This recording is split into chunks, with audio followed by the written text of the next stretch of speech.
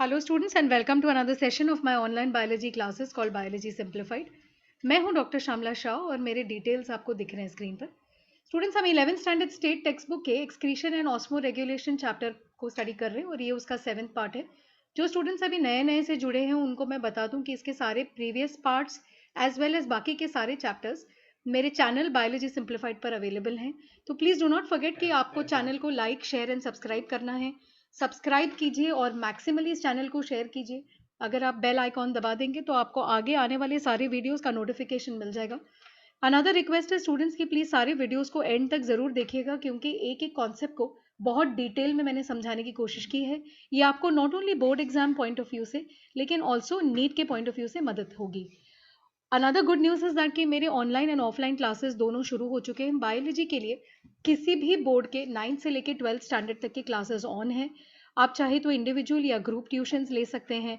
अगर आपको पूरा सिलेबस नहीं चाहिए तो चैप्टर वाइज या डाउट सॉल्विंग मॉड्यूल्स या only test series modules are also available.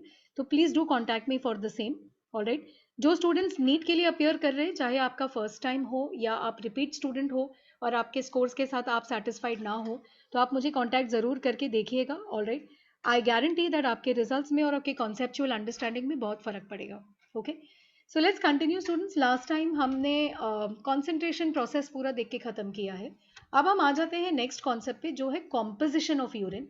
मतलब नॉर्मल कंडीशंस में यूरिन एक्चुअली दिखता कैसा है, उसके प्रॉपर्टीज़ क्या है ना, क्या क्या कंपोनेंट्स आपको मिलेंगे उसमें. तो नॉर्मल यूरिन जो है नॉर्मल हम क्यों बार बार बोलते हैं, बिकॉज उसको डिस्टिंग्विश करने के लिए फ्रॉम अ पर्सन जिसकी कोई डिजीज होगी. तो डिजीज्ड कंडीशन में यूरिन की कॉम्पोजिशन, उसका कलर और उसके अंदर के कंपोनेंट्स जो है ये ऑब्वियसली चेंजेस दिखाती हैं और इसीलिए वो डायग्नोस्टिक भी होती हैं. हम उसका अगर सैंपल निकाले उसको टेस्ट करें तो हम डिजीजेस का पता लगा सकते हैं. So normal urine pale yellow या जिसको हम कॉमनली स्ट्रॉ कलर्ड बोलते हैं, very very light yellow. Okay, transparent liquid होना चाहिए, मतलब इसके अंदर कोई क्लाउडीपन या धुंधलाहट नहीं होनी चाहिए. राइट, अब ये जो पेल येलो कलर आता है ये एक पिगमेंट के कारण आता है जिसका नाम है यूरोक्रोम, है ना.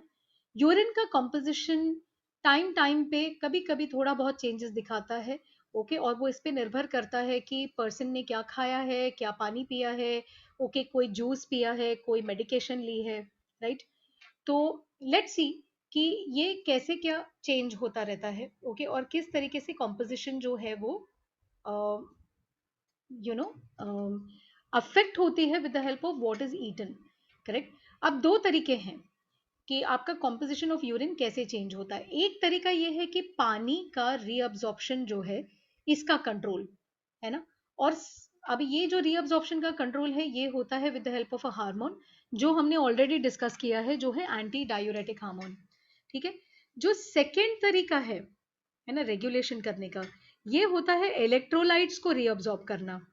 इलेक्ट्रोलाइट तो आप समझते हैं कि आपके जो आयंस हैं, फॉर एग्जांपल NaCl, मैग्नीशियम, बहुत सारी चीजें हैं जो यूरिन के थ्रू पानी में घुल के बाहर जा सकते हैं बॉडी के. तो इन इलेक्ट्रोलाइट्स का रीअब्सॉर्प्शन जो है ये आपके ब्रेन के अंदर एक स्पेशल रीजन है which is called the RAS reason.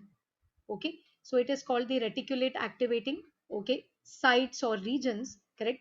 ये जो है ये एक स्पेशल रीजन है जहाँ पे बहुत सारी चीज़ों का कंट्रोल एंड कोऑर्डिनेशन इफेक्ट होता है. एंड ये रीजन को आप स्टडी करेंगे when you do the brain 12th standard में. अभी के लिए समझ लीजिए कि मिड ब्रेन में एक रीजन होता है हाइपोथैलेमस, और हाइपोथैलेमस के अंदर कुछ स्पेशल रिसेप्टर सेल्स हैं जिनका नाम है ऑस्मो रिसेप्टर. ऑब्वियसली ये चेंजेस इन ऑस्मोलैरिटी को डिटेक्ट कर सकते हैं. मतलब क्या, कॉन्सेंट्रेशन चेंजेस कि कितना 1 लीटर पानी में या 1 लीटर ब्लड में ओके कितने सारे पार्टिकल्स हैं जो डिजोल्व्ड हैं, है ना. ये इसको डिटेक्ट कर सकता है. तो फॉर एग्जांपल 1 लीटर में क्या 0.5 मोलर NaCl है. तो जब 0.5 मोलर का समझिए 0.6 मोलर या 0.7 मोलर हो जाता है तो obviously number of dissolve particles 1 litre solution में बढ़ गए ना.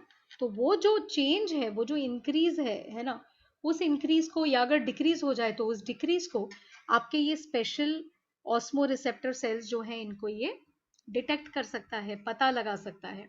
ठीक है. अब यहाँ पे इन्होंने क्या बताया है कि फॉर एग्जाम्पल अगर आपका ब्लड है ना का ऑस्मोलैरिटी इंक्रीज हो जाता है, कि या तो आपने कोई चीज बहुत सॉल्टी या नमकीन खा लिया है, करेक्ट, या फॉर एग्जाम्पल स्वेटिंग बहुत ज्यादा हो गई है और पानी का लॉस होने की वजह से बॉडी से पानी का लॉस मतलब ब्लड के अंदर सल्यूट्स बढ़ जाएंगे, ऑब्वियसली पानी कम हो गया तो ब्लड कॉन्सेंट्रेट हो गया, है ना। तो क्या होगा कि क्योंकि पानी का लॉस हो गया आपके बॉडी से फॉर वट एवर रीजन, आपके सिस्टम में से ऑस्मो रिसेप्टर्स जो हैं ये एक सिग्नल भेजेंगे, ओके, और एंटी डायूरेटिक हार्मोन या एडीएच जो है ये पिट्यूटरी ग्लैंड के पिछले हिस्से या न्यूरो हाइपोफाइसिस से रिलीज होगा, करेक्ट। एडीएच क्या करेगा, एडीएच जाएगा सीधा डीसीटी के पास और डीसीटी को बोलेगा कि अभी आप एक काम करो, आप है ना पानी को वापस लेना शुरू करो यूरिन से, यूरिन में पानी का लॉस रोक दो। तो क्या होगा, डीसीटी जो है और एंटायर कलेक्टिंग डक्ट जो है ये क्या करेगा, अपने अंदर के लिक्विड से पानी को खींच करके वापस बॉडी के तरफ लौटा देगा, simply by increasing permeability of the cell. तो वहां के सेल सडनली पानी के लिए ज्यादा परमेबल होंगे, सारा पानी वापस बॉडी में चला गया, यूरिन के अंदर की कॉन्सेंट्रेशन बढ़ जाएगी, यूरिन का वॉल्यूम कम हो जाएगा क्योंकि पानी आपने खींच के निकाल दिया। तो अगर वो पहले 100 ml था तो अभी वो 90 ml या फिर 60 ml हो जाएगा, ठीक है। ऑस्मोलैरिटी जो ब्लड की है वो कम हो जाएगी अगेन क्योंकि आपने वापस पानी उसमें रिलीज कर दिया। तो जो ब्लड धीरे धीरे कॉन्सेंट्रेट हो रहा था वो ब्लड की कॉन्सेंट्रेशन जो है वो वापस कम हो जाएगा या नॉर्मल की तरफ आने की कोशिश रहेगी, करेक्ट। वंस ब्लड की ऑस्मोलैरिटी वापस से अपने तय नॉर्मल पे आ जाए, विच मीन्स उसका जो होम्योस्टैटिक नॉर्मल है, करेक्ट, उस टाइम पे आपके रैस सिस्टम के ऑस्मो रिसेप्टर सेल की एक्टिविटी हो जाएगी कम, वापस से एडीएच की सिक्रेशन कम हो जाएगी, ओके, और इस पूरे प्रोसेस को हम स्टॉप कर देंगे तभी तक जब तक वापस बॉडी में पानी की कमी महसूस ना हो, करेक्ट है। तो इस ये जो प्रोसेस है ना, जहां पे दिस लास्ट पार्ट, करेक्ट, जहां पे एडीएच कम हो जाता है, एक्टिविटी कम हो जाती है, इस कम कम करने की जो प्रोसेस है इसको हम बोलते हैं नेगेटिव फीडबैक, करेक्ट है। तो नेगेटिव फीडबैक के लिए क्या ट्रिगर है, ब्लड की ऑस्मोलैरिटी नॉर्मल होना, है ना, करेक्ट। तो नेगेटिव फीडबैक यहाँ पे कि जब भी हमारा होम्योस्टैटिक नॉर्मल आ जाता है उस पर्टिकुलर हार्मोन के सिक्रीशन को रोक दिया जाता है, that process in this case is known as negative feedback, correct है। अभी दूसरे केस पे आ जाते हैं। मान लीजिए कि बहुत ज्यादा ब्लीडिंग हो रही है, फॉर एग्जांपल हेमोरेजिंग, या एकदम सिवियर डिहाइड्रेशन, पानी इतना कम है, इतना कम है कि बॉडी रिकवर नहीं कर पा रही है। तो क्या होगा कि ऑस्मो रिसेप्टर, करेक्ट, एडीएच की सिक्रीशन स्टिमुलेट करेगी, राइट। क्योंकि हेमरेज में भी हमारा ब्लड लॉस हो रहा है तो साथ में पानी का लॉस भी हो रहा है, ओके, ब्लड की वॉल्यूम कम हो रही है। तो हेमरेजिंग जो है ये एक बहुत सीरियस प्रॉब्लम है बॉडी के लिए। तो इमीडिएटली उस टाइम पर भी एडीएच जो है वो सिक्रीट होगा, अगेन एडीएच पानी के बैलेंस को रेगुलेट करेगा, ओके, और किडनी से बाहर जाने वाला लिक्विड उसको कंट्रोल कर दिया जाएगा, राइट। अब मान लीजिए कि एडीएच फॉर सम रीजन बन नहीं रही है, करेक्ट, या एडीएच बन रही है और डिफेक्टिव है, क्या होगा, है ना। तो पानी जो है बॉडी से एक्सेसिव अमाउंट में छूटने लगेगी और इस प्रोसेस को हम कहते हैं डाईयूरेसिस। डाईयूरेसिस मतलब यूरिन का डाइल्यूशन, विच मीन्स यूरिन में एक्सेसिव अमाउंट ऑफ पानी का बाहर फेंका जाना, करेक्ट। अगर ये चीज होती है तो ये बॉडी के लिए डेंजरस है और इसको एक्चुअली एक डिजीज का नाम दिया गया है, ओके। जिस पर्सन के अंदर एडीएच की कमी है वो पर्सन बहुत ज्यादा लिक्विड यूरिन बाहर फेंकेगा और इस कंडीशन को हम कहते हैं डायबिटिस इंसिपिडस, ओके। ये शुगर वाला डायबिटीज नहीं है, please do not make that mistake. ये डायबिटीज वो है जहां पे यूरिनेशन बहुत ज्यादा होती है, बट ये यूरिनेशन इसके वजह से नहीं है कि इंसान का शुगर हाई है, ये इसके वजह से है कि उसका एडीएच या तो काम नहीं कर रहा है या एडीएच बन नहीं रहा है, उसकी वजह से पानी का रेगुलेशन नहीं हो रहा है और बॉडी एक्सेसिवली पानी बाहर फेंक रहा है, ओके। डायबिटिस इंसिपिडस, इंसिपिडस का मतलब होता है बिना स्वाद का, ओके। जो शुगर वाला डायबिटिस है उसका नाम है डायबिटिस मेलाइटिस, मेलाइटिस मतलब मीठा, okay. So please do not make this mistake, insipidus वाला डायबिटिस एक हार्मोनल कंडीशन है ड्यू टू एडीएच, ठीक है। और एक रेगुलेटरी मैकेनिज्म जो है ना, ये आपका रैस मैकेनिज्म है with the help of renin, angiotensin, aldosterone system, okay. जो जक्स्टा ग्लोमेरुलर अपैरेटस है वो इस रैस सिस्टम को यूटिलाइज करता है। तो चलिए देखते हैं what is this RAS system, okay. जब भी ब्लड का सप्लाई है ना, किसी भी ब्लड प्रेशर या ब्लड वॉल्यूम चेंज के कारण एफरेंट आर्टेरियोल में ब्लड जाना कम हो जाए, है ना, फॉर एग्जाम्पल लो बीपी हो गया, डिहाइड्रेशन हो गया, तो ब्लड की वॉल्यूम कम हो जाती है या सप्लाई कम हो जाता है। तो क्या होता है, आपका ये जो जीजेए सेल है ना, ये एक कंपोनेंट रिलीज करता है जिसका नाम है रेनिन, है ना। अब रेनिन क्या करता है, रेनिन जाता है और एक कंपोनेंट को, ओके, जिसका नाम है एंजियोटेंसिनोजेन। एंजियोटेंसिनोजेन जो है ये इनएक्टिव फॉर्म है, ओके। ये सिक्रीट तो होता है आपके लिवर के हेपेटोसाइट्स में, ठीक है, लेकिन ये इनएक्टिव होता है। ये तब एक्टिवेट होता है जब रेनिन जाता है और उसको एक्टिवेट करता है। उसके एक्टिवेटेड फॉर्म को हम दूसरा नाम देते हैं विच इज कॉल्ड एंजियोटेंसिन 1, करेक्ट। अब एंजियोटेंसिन 1 तो बन जाती है, अब इस टाइम पे और एक कैरेक्टर एंटर होता है जिसका नाम है एंजियोटेंसिन कन्वर्टिंग एंजाइम, है ना। ये एक एंजाइम है जो एंजियोटेंसिन 1 जब बनता है तभी रिलीज होता है। और फिर ये एंजाइम क्या करता है, ये एंजियोटेंसिन 1 को मॉडिफाई करके फुल्ली एक्टिव वर्जन, ओके, जो एंजियोटेंसिन 2 है अपग्रेडेड वर्जन, वो क्रिएट करता है, करेक्ट है। ये जो है ये एक फ्लो ऑफ इवेंट्स है, एक कैस्केड है जो आपको समझना है। तो हम इसको वापस से एक बार गो थ्रू करते हैं। फर्स्ट चीज क्या होती है, ओके, एफरेंट आर्टीरियोल की ब्लड सप्लाई कम होती है। क्यों, या तो पर्सन की बीपी लो है या डिहाइड्रेटेड है या कुछ भी। अब जब ये वॉल्यूम कम होती है तो आपके सिस्टम के अंदर जो जीजे सेल्स बैठे हैं inside the medulla and etcetera, correct है, वो इसको सेंस करते हैं और ये रिलीज करते हैं रेनिन को, okay. Now in the mean time आपके लिवर के हेपेटोसाइट्स ऑलरेडी एंजियोटेंसिनोजेन रिलीज कर रहे हैं बट ये इनएक्टिव है। रिलीज्ड रेनिन एंजियोटेंसिनोजेन को एंजियोटेंसिन 1 में कन्वर्ट करता है। अब आता है एंजियोटेंसिन कन्वर्टिंग एंजाइम जो एंजियोटेंसिन 1 के साथ में ही सिक्रीट होता है, बनता है। ये एंजियो 1 को एंजियोटेंसिन 2 में कन्वर्ट करता है और एंजियोटेंसिन 2 जो है ये activated form of the hormone है ना। अब इसका क्या फंक्शन है, क्यों इतना सब हम करते हैं, तो एंजियोटेंसिन 2 जो है इसके 3 मेजर फंक्शंस हैं, है ना। ये किडनी के अंदर के आर्टीरियोल की जो साइज है इसको करता है कम, कंस्ट्रिक्शन मतलब डायमीटर को कम करना।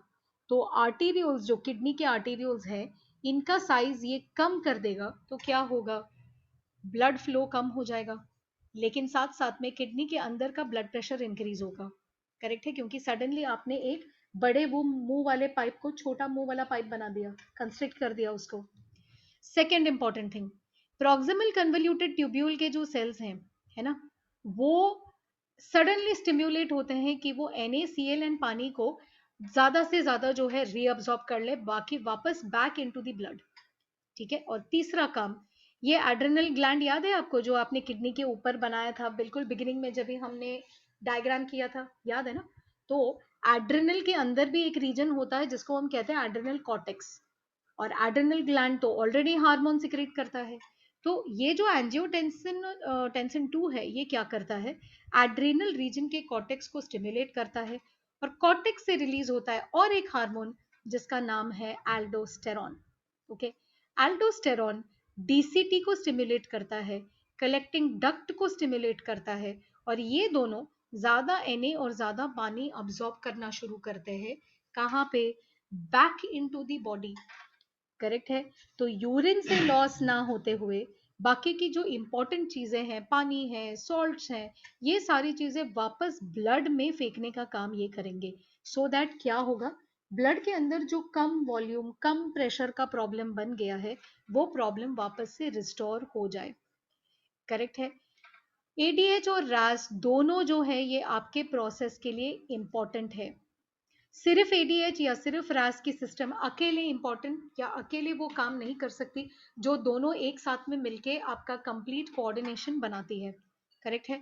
फॉर एग्जाम्पल सिर्फ ADH जो है ये ब्लड के Na कॉन्सेंट्रेशन को कम कर सकता है, राइट। सो आपके ब्लड में अगर सॉल्ट की मात्रा बहुत ज्यादा हो जाए तो उसका प्रॉब्लम कौन सॉल्व करता है? ADH, क्योंकि ये पानी को रीअब्सॉर्ब करता है DCT इन कलेक्टिंग डक्ट में। ऑन दी अदर हैंड रास जो है ना, ये Na का रीअब्सॉर्प्शन इसीलिए स्टिमुलेट करता है सो दैट ये बॉडी की ऑस्मोलैरिटी को मेंटेन करे, करेक्ट है। तो दोनों की मैकेनिज्म ऑपोजिट है। Na, ओके सॉरी, ADH पानी को ऑब्जॉर्ब करता है जब ब्लड में Na बहुत ज्यादा हो, और रास Na को ऑब्जॉर्ब करने में मदद करता है जब ब्लड में Na कम हो जाए। तो हमें दोनों की जो सिस्टम है दोनों हमें इक्वली इंपॉर्टेंट है। जो एक्शन है ADH और RAS की, है ना, इन दोनों के कारण ब्लड की वॉल्यूम, उसकी ऑस्मोलैरिटी सब कुछ बढ़ जाती है ना। जब लार्ज इंक्रीज होता है, ब्लड की वॉल्यूम काफी हद तक बढ़ जाए, है ना, तो क्या होगा? इंक्रीज ब्लड वॉल्यूम के वजह से आर्ट्रियल वॉल, आर्टरीज की वॉल मतलब आर्ट्रियल वॉल पे प्रेशर इंक्रीज होगा, यस और नो।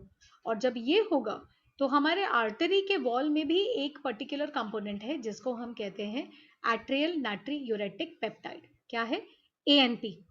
अब ये ANP जो है ये बोलेगा अभी बस बहुत वॉल्यूम बढ़ गया, अब और नहीं बढ़ाना है, नहीं तो आर्टरी फट जाएगी। तो ये ANP क्या करता है? ANP Na प्लस और Cl के रीअब्जॉर्प्शन को कलेक्टिंग डक्ट से स्टॉप करता है।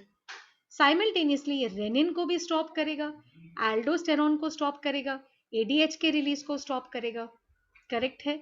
ये सब के कारण जो ब्लड वॉल्यूम इंक्रीज हो रही है वो इंक्रीज कंट्रोल हो जाएगा या स्टॉप हो जाएगा, करेक्ट है। इस प्रोसेस को हम कहते हैं नाट्रियूरेसिस। मतलब अभी हम Na को इंक्रीज कॉन्सेंट्रेशन में बाहर फेंक सकते हैं, ओके, पानी को भी हम फेंक सकते हैं क्योंकि हमारा system has returned back to normal, correct है। तो जो काम आपका RAS ADH सिस्टम करता है उसका ऑपोजिट काम या उसको कंट्रोल करने का काम आपका ANF करता है। सो प्लीज अंडरस्टैंड कि बॉडी में रेगुलेशन, है ना, एक तरफा नहीं हो सकता। आप ओनली ब्लड का वॉल्यूम बढ़ाने का सिस्टम रखेंगे, कम नहीं करेंगे तो क्या होगा? बॉडी फट जाएगी, है ना, आपकी जो आर्टरी सिस्टम्स है वो हेमोरेज हो जाएंगी। अगर ओनली इंक्रीज है और डिक्रीज का सिस्टम नहीं है तो भी वो प्रॉब्लम है। अगर ओनली डिक्रीज है और इंक्रीज का सिस्टम है नहीं है तो फिर हम डिहाइड्रेशन से और कॉन्सेंट्रेशन से मर जाएंगे। खून इतना थिक हो जाएगा कि वो जम जाएगा, क्लॉट हो जाएगा, राइट। सो दोनों सिस्टम्स जो है ये इंपॉर्टेंट है। किडनीज का और एक बहुत इंपॉर्टेंट फंक्शन ये है कि ये कैल्सिट्रॉल, ओके, के सिंथेसिस में पार्टिसिपेट करता है। कैल्सिट्रॉल क्या है? विटामिन डी का एक एक्टिव फॉर्म है जिसको हमें करना ही पड़ता है फॉर्म, सो दैट हम बॉडी में से कैल्शियम को अब्सॉर्ब कर सकें खाने में से, ओके।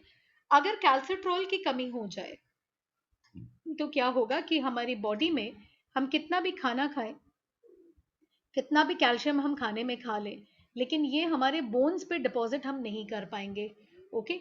और इस डेफिशिएंसी के कारण हमारे बोन्स हो जाएंगे बहुत ब्रिटल, मतलब कांच के जैसे, जल्दी से इजीली टूटने वाले और खराब होने वाले बोन्स हो जाएंगे, करेक्ट है। So I hope that you have understood this regulatory mechanism, okay. Students, I am going to stop this video here. Please do not forget कि आपको maximally like, share and subscribe करना है। Subscribe करना मत भूलिए, इसको share कीजिए, okay. Exams नजदीक आ रहे हैं तो हो सकता है कि आपके फ्रेंड्स की भी कुछ मदद हो जाए। अगेन मैं आपको बताऊं कि मेरा जो कॉन्टैक्ट डिटेल्स है वो दिया हुआ है। आप किसी भी मतलब कमेंट के लिए या किसी भी फर्दर गाइडेंस के लिए आप मुझे कांटेक्ट कर सकते हैं, जैसे बहुत सारे यूट्यूब स्टूडेंट्स मुझे कांटेक्ट कर रहे हैं। So thank you very much for that. And please do not forget कि क्लासेस भी आपको अगर ज़रूरत है तो प्लीज डू नॉट फॉरगेट कि आपको मुझे कांटेक्ट करना है, right. Thank you very much students and keep studying.